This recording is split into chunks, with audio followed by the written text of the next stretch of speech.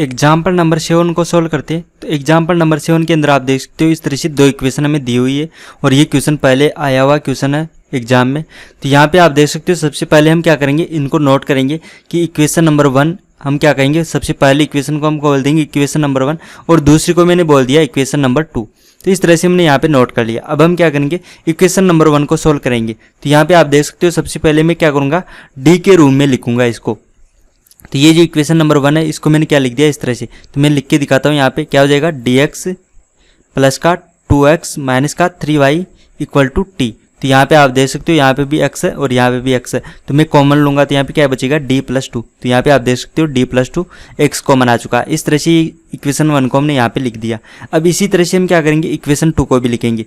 तो इक्वेशन 2 को लिखेंगे तो हम क्या करेंगे, यहाँ पे आप देख सकते हो यहाँ पे क्या है, dy है माइनस का 3x प्लस का 2y और इक्वल टू ई की पावर 2t है। तो यहाँ से आप देख सकते हो यहाँ पे y है, यहाँ पे भी y है। तो y को कॉमन लेंगे तो y को कॉमन लेने से यहाँ पे ये इक्वेशन इस तरह से बन जाएगी, d प्लस 2 यहाँ पे y कॉमन आ चुका है और यहाँ पे मत देखो माइनस का 3x, तो माइनस का 3x ऐसे कैसे आ चुका है और लास्ट में ई की पावर 2t ये भी यहाँ पे आ चुका है। तो आपने देखा होगा इक्वेशन नंबर को मैंने वहाँ सोल्व किया और ये आ गया। इक्वेशन नंबर 2 को सोल्व किया तो यहाँ पे हमें ये मिला। तो आप देख सकते हो मैंने इतना सा गैप छोड़ दिया और फिर आगे इसको ऐसे सोल्व किया। तो मैंने ऐसा क्यों किया, क्योंकि आप जानते हो इक्वेशन नंबर को हम पूरा सोल्व करेंगे। कहाँ तक सोल्व करेंगे, जहाँ तक हमें टी को बराबर करना है, y को बराबर करना है। और y को बराबर कैसे करेंगे, तो हम कभी कैसे पता चलेगा कि y के साथ में हमें किससे गुणा करना पड़ेगा, क्योंकि हम प्रत्येक क्वेश्चन में आपने देखा होगा कि मैंने किसी न किसी संख्या से गुणा किया, यानी कि डी का कोई ना कोई पद हमने यहाँ पे गुणा किया। तो वो कैसे पता चलता है, वो इससे पता चलता है। जो दूसरी इक्वेशन होती है उसको इस तरह से हम कॉमन करके लिखते हैं। तो डी के ये y के साथ में जो भी कॉमन आता है उससे हम गुणा करते हैं यहाँ पे।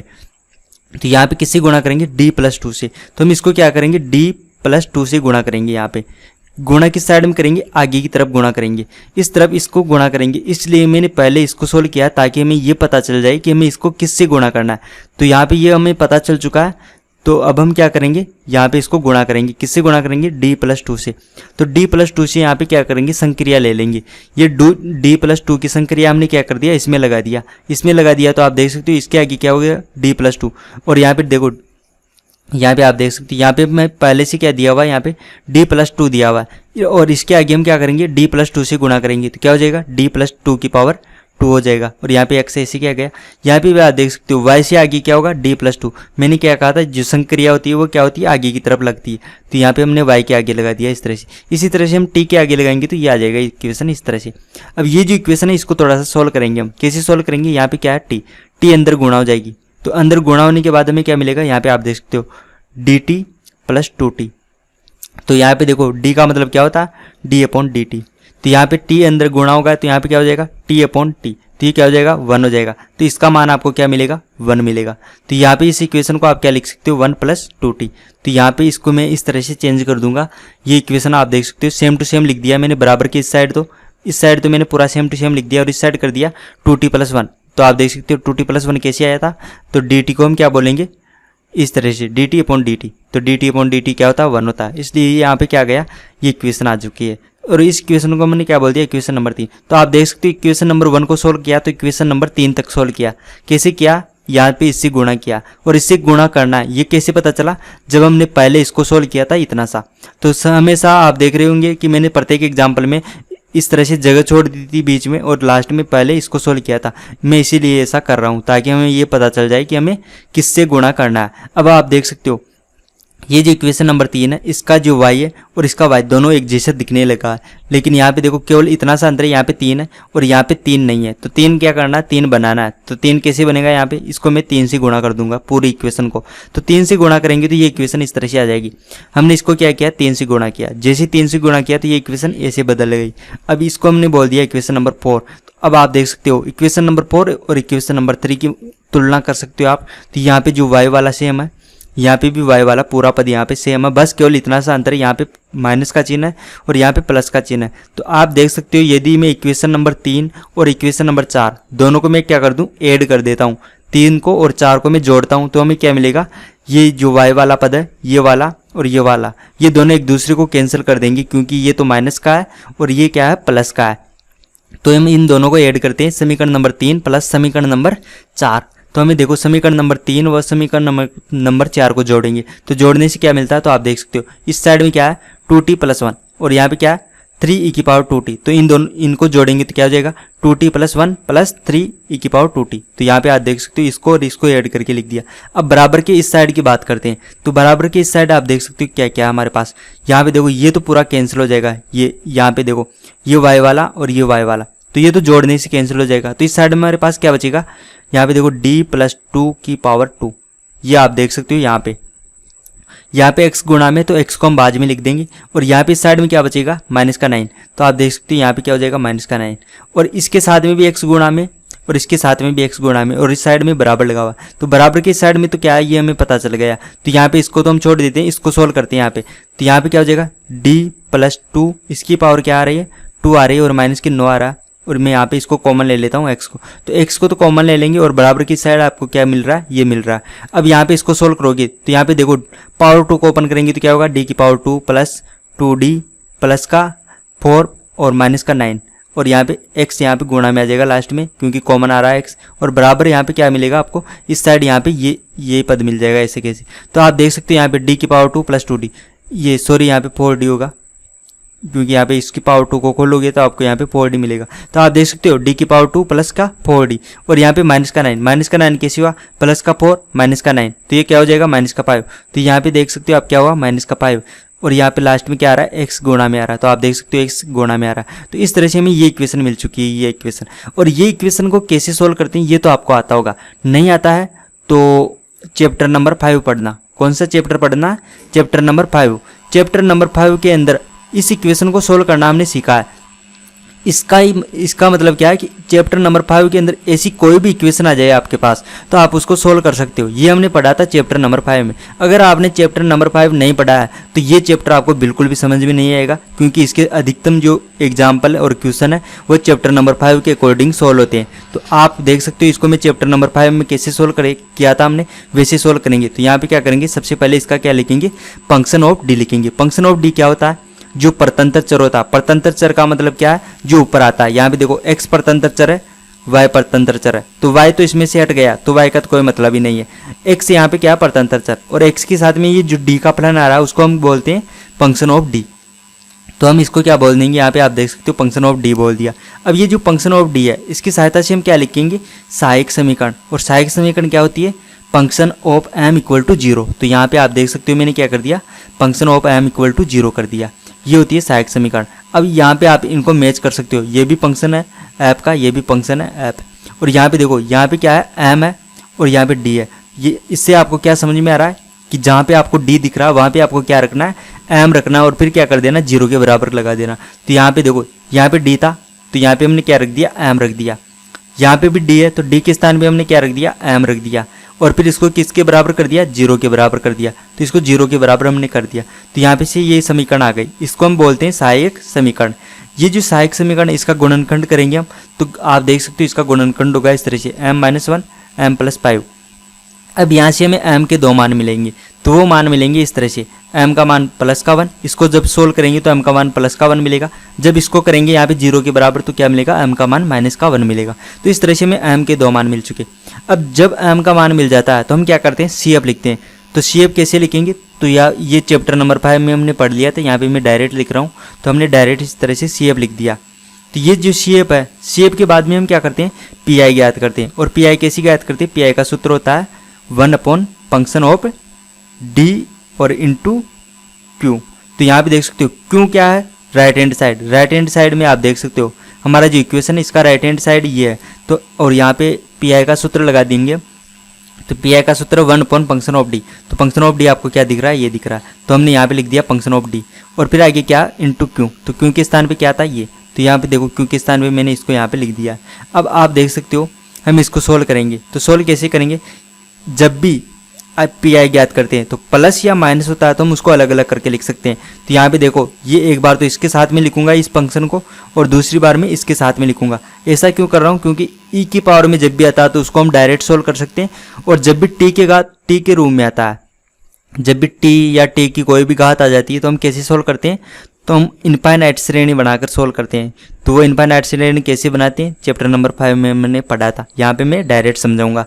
तो यहाँ पे अब हम इसको आगे सोल्व करेंगे। तो आप देख सकते हो हमने CF ज्ञात कर लिया और PI का ये फॉर्मूला लगाकर हमने ये इक्वेशन प्राप्त कर ली। अब मैं क्या करूँगा, इसको 2 बार लिखूंगा, एक बार इसके साथ में, एक बार इसके साथ में। तो मैं इसको इस तरह से 2 बार कर सकता हूँ। मैंने एक बार तो इसके साथ में कर दिया तो ये आ गया, और इसके साथ में किया तो ये आ गया। अब मैं इसको आगे सोल्व करूँगा। सोल्व कैसे करेंगे, तो जब भी e की पावर के रूप में होता है तो e की पावर क्या है t का गुणा में क्या है यहाँ पे 2। तो यहाँ पे हम क्या करेंगे, d का मान क्या रख देंगे 2 पुट करेंगे, तो हमें इसका आंसर मिलेगा यहाँ से। लेकिन इसको कैसे सोल्व करेंगे, इसको सोल्व करने का तरीका क्या है कि यहाँ पे देखो ये t आ रहा है, इसका मतलब क्या है, इसको हमें इन्वर्स में बदलना पड़ेगा। इन्वर्स में बदलने के लिए मैं क्या करूँगा, सबसे पहले तो यहाँ से -5 कॉमन लूँगा, और -5 कॉमन लेने के बाद में क्या करूँगा, इनफाइनाइट श्रेणी लिखूंगा और फिर इसको सोल्व करूँगा। तो कैसे श्रेणी लिखते हैं, कैसे कॉमन लेते हैं, ये सब मैंने चैप्टर नंबर 5 में पढ़ा था। यहाँ पे हम डायरेक्ट करेंगे। तो यहाँ पे आप देख सकते हो मैंने यहाँ से -1/5 को कॉमन ले लिया, और तो ये इक्वेशन इस तरह से बन गई। और ये जो इक्वेशन बनी है इसको मैंने इन्वर्स में लिख दिया इस तरह से। अब हम इसको सोल्व करेंगे आगे। तो ये देखो, ये तो यहाँ पे ऐसे कैसे आ चुका, और ये जो पूरा फंक्शन है ये यहाँ पे ऐसे कैसे आ चुका। यहाँ पे 3 कांस्टेंट था, तो कांस्टेंट को हम बाहर ले सकते हैं, क्योंकि ऐसा रूल होता है PI ज्ञात करने का कि हम कांस्टेंट को बाहर ले सकते हैं। तो अब हम इसको सोल्व करेंगे यहाँ पे। तो यहाँ पे आप देख सकते हो ये सीरीज है। सीरीज को कैसे सोल्व करते हैं, तो ये हमने चैप्टर 5 में पढ़ लिया था। यहाँ पे मैं डायरेक्ट लिखूंगा। तो ये सीरीज को मैंने इस तरह से लिख दिया। ये जो सीरीज थी इनफाइनाइट सीरीज -1 की पावर लगी हुई है यहाँ पे, इसको सोल्व करेंगे तो ये आएगी इस तरह से। और यहाँ पे इसको हम कहाँ तक लिखते हैं, जब d की पावर, यहाँ पे देखो t की पावर क्या है 1, तो d की पावर 1 आएगी तब तक हम इसको लिखेंगे। तो यहाँ पे 2 ही पद है जिसमें d की पावर 1 आ रही है, इसमें d की पावर 1 आ रही है, और यहाँ पे d की पावर 0 आ रही है। तो d की पावर 1 या इससे छोटा लिखेंगे यहाँ पे, तो d की पावर 0 वाला भी हम यहाँ पे लिख देते हैं। तो हमें ये इक्वेशन मिलेगी। अब हम क्या करेंगे, इसको अंदर गुणा कर देंगे यहाँ पे, और यहाँ पे क्या करेंगे, यहाँ पे d का मान हमने क्या कर दिया, d का मान 2 पुट कर दिया, क्योंकि यहाँ पे 2 दिया हुआ है। तो इसको आगे सोल्व करेंगे। d का मान पुट कर दिया हमने यहाँ पे, आप देख सकते हैं यहाँ पे d है, तो d के स्थान पे 2 पुट करेंगे तो 4 हो जाएगा। यहाँ पे देखो, यहाँ पे 4 है, और यहाँ पे d का मान 2 पुट करेंगे तो क्या हो जाएगा, 8 हो जाएगा। इस तरह से ये इक्वेशन आई है यहाँ पे। अब इसको आगे सोल्व करेंगे हम। तो यहाँ पे आप देख सकते हो -1/5, और ये यहाँ पे 2t + 1, इसको हमने अंदर गुणा कर दिया यहाँ से। तो यहाँ पे जैसे इसको अंदर गुणा करेंगे तो ये सोल्व होकर इस तरह से आएगा यहाँ पे। तो ये तो आ गया इस तरह से, और ये लास्ट में इसको हमने कैलकुलेट किया तो यहाँ पे क्या गया, ये इक्वेशन आ चुकी है। तो यहाँ पे आप देख सकते हो हमें ये मिला है यहाँ पे। अब यहाँ पे इन दोनों को ऐड करके लिखेंगे हम, और ये इसको सोल्व करेंगे तो हमें क्या मिल जाएगा इस तरह से। तो ये इक्वेशन मिली है हमें। तो ये क्या हुआ, PI का मान हमें मिल चुका, क्योंकि आप देख रहे हो हम PI को सोल्व कर रहे हैं, और PI का मान हमें क्या मिला, ये मिला। तो यहाँ पे आप देख सकते हो हमने CF और PI दोनों ज्ञात कर लिया। CF भी ज्ञात कर लिया और PI भी ज्ञात कर लिया। और हमारा आंसर कैसे होता, हमारा आंसर होगा इस तरह से, x = CF + PI। अब आप देख रहे हो यहाँ पे मैंने x के बराबर में लिखा। x के बराबर में क्यों लिखा है, क्योंकि ये जो हमारा क्वेश्चन अभी हमने सोल्व किया कर रहे हैं उसके अंदर परतंत्र चर क्या चल रहा है, हमारे पास x चल रहा है, क्योंकि y को तो हमने हटा दिया था, तो हमारे पास क्या बचा था x। तो इसको हमने क्या किया, x के बराबर में लिखना है CF + PI। तो हम यहाँ पे x के बराबर में CF + PI करेंगे तो हमें क्या मिलेगा, ये मिलेगा। यहाँ पे देखो आप देख सकते हो यहाँ पे मैंने CF और जो PI है उनको ऐड करके लिख दिया यहाँ पे। तो ऐड करने से हमें क्या मिला, ये मिला। तो ये हो गया x का मान। तो आप देख सकते हो हमने इसका एक आंसर प्राप्त कर लिया x का मान। दूसरा आंसर प्राप्त करेंगे y का मान। तो y का मान कहाँ से ज्ञात करेंगे, तो यहाँ पे आप देख रहे हो हमारा जो क्वेश्चन है उससे हम y का मान ज्ञात करेंगे। तो देखो यहाँ से हमें y मिल जाएगा, यहाँ पे हम x का मान ये रख देंगे। तो यहाँ पे हमें dy/dt चाहिए, और y का अवकलन तो हमारे पास नहीं है। तो इसका मतलब क्या है, इस इक्वेशन से मैं इसका मान ज्ञात नहीं कर सकता। तो मैं क्या करूँगा, ये इक्वेशन यूज में लूँगा, ये वाली पहली इक्वेशन। तो यहाँ पे आप देख सकते हो यहाँ से y का मान मिलेगा, यहाँ पे x का मान में ये पुट कर दूंगा यहाँ से, और यहाँ पे देखो dx/dt। तो यहाँ पे x का t के सापेक्ष अवकलन करेंगे हम, तो यहाँ पे dx/dt भी हमें मिल जाएगा। इसका मतलब क्या है, ये जो इक्वेशन नंबर 1 है इससे हम y का मान ज्ञात कर सकते हैं। तो हम देखो y का मान ज्ञात करने के लिए हमें क्या चाहिए, dx/dt चाहिए। तो यहाँ पे सबसे पहले मैं क्या करूँगा, dx/dt ज्ञात करूँगा। तो dx/dt ज्ञात करते हैं सबसे पहले। तो आप देख सकते हो ये जो इक्वेशन है इसका मैंने क्या कर दिया, t के सापेक्ष अवकलन कर दिया। तो जैसे मैंने इसका t के सापेक्ष अवकलन किया तो हमें क्या मिला, ये इक्वेशन मिली। क्योंकि अवकलन करना आपको आता है इसलिए मैंने यहाँ पे डायरेक्ट लिख दिया। तो ये इसका अवकलन करने के बाद हमें ये इक्वेशन मिलेगी। अब हम क्या करेंगे, ये जो इक्वेशन नंबर 1 है, इक्वेशन नंबर 1 को हम क्या करेंगे, y का मान ज्ञात करेंगे। तो मैं इसको इस तरह से लिख सकता हूँ इक्वेशन नंबर 1 को। यहाँ पे देखो ये 3y था, इसको मैंने इस साइड में कर दिया तो ये प्लस का हो गया, और ये जो t था इसको मैंने इस साइड पक्षांतरण किया तो ये माइनस का हो गया। तो आप देख सकते हो t तो माइनस का हो गया और 3y क्या हो गया, प्लस का हो गया। तो ये इक्वेशन नंबर 1 को मैंने पक्षांतरण करके इस तरह से सेट करके लिख दिया यहाँ पे। अब यहाँ पे आप देख सकते हो, यहाँ पे आप देख सकते हो dx अपॉन dt का मान हम यहाँ पे पुट करेंगे और x का मान हम यहाँ से रख देंगे। तो जैसे ये वैल्यू हम यहाँ पे पुट करेंगे तो ये इक्वेशन इस तरह से बन जाएगी हमारे पास। तो आप देख सकते हो यहाँ पे देखो 3y, तो यहाँ पे देख सकते हो 3y आ गया। फिर यहाँ पे dx अपॉन dt, तो यहाँ से देखो यहाँ से dx अपॉन dt का मान हमने यहाँ पे पुट कर दिया, यहाँ पे आप देख सकते हो। उसके बाद हम क्या करेंगे 2x, तो 2 तो ऐसे कैसे आ चुका और x का मान हमने ये पुट कर दिया, यहाँ पे आप देख सकते हो। ये कहाँ से किया, ये यहाँ से किया। उसके बाद देख सकते हो माइनस का t, तो यहाँ पे माइनस का t आपको मिल चुका। तो यहाँ पे इस तरह से ये इक्वेशन आ गई। अब इस इक्वेशन को सोल्व करोगे तो कैसे सोल्व करेंगे, यहाँ पे आपको t e की पावर t दिख रहा है और फिर यहाँ पे भी e की पावर t दिख रहा है। तो यहाँ से आप क्या करोगे, e की पावर t को कॉमन ले लोगे। फिर यहाँ पे देखो e की पावर माइनस की 5t दिख रहा है और यहाँ पे भी e की पावर माइनस की 5t दिख रहा है, तो इसको भी कॉमन ले लेना। फिर यहाँ पे देखो e की पावर 2t और e की पावर 2t, इसको भी कॉमन ले लेना। फिर आपको यहाँ पे क्या मिलेगा, यहाँ पे देखो t वाला पद मिलेगा, यहाँ पे भी t वाला पद मिलेगा, तो इसको भी आप कॉमन ले लेना। फिर उसके बाद में आपको लास्ट में क्या मिलेगा, यहाँ पे एक कांस्टेंट मिलेगा, यहाँ पे भी एक कांस्टेंट मिलेगा। तो इन सबको आप एक साथ कैलकुलेट करके लिखोगे तो आपको इस तरह से इक्वेशन मिलेगी। और ये जो इक्वेशन मिलेगी उसके अंदर आप क्या करोगे, यहाँ पे 3y का मान मिलेगा, तो 3y को आप क्या करोगे 3 से भाग दे दोगे, 3 से डिवाइड करेंगे तो यहाँ पे देखो ये 3 हट जाएगा, तो इसके बाद हमें क्या मिलेगा, y मिलेगा। तो इसको सोल्व कर सकते हो आप। कैसे सोल्व करेंगे, कॉमन लेकर इसको सोल्व करते हैं, तो इसके बाद आपको y का मान ये मिलेगा। तो आप देख सकते हो x का मान तो हमें ये मिल जाएगा और y का मान हमें ये मिल जाएगा। तो इस तरह से हमें x और y दोनों के मान मिल जाएगी। तो इसको इस तरह से हम सोल्व कर सकते हैं। तो जैसे हमने पहले वाले क्वेश्चन सोल्व किए थे, एग्जाम्पल सोल्व किए थे, सेम टू सेम वैसे ही हमने यहाँ पे सोल्व किया। तो बहुत आसान है, वैसे ही आप सभी एग्जाम्पल को सोल्व कर सकते हो।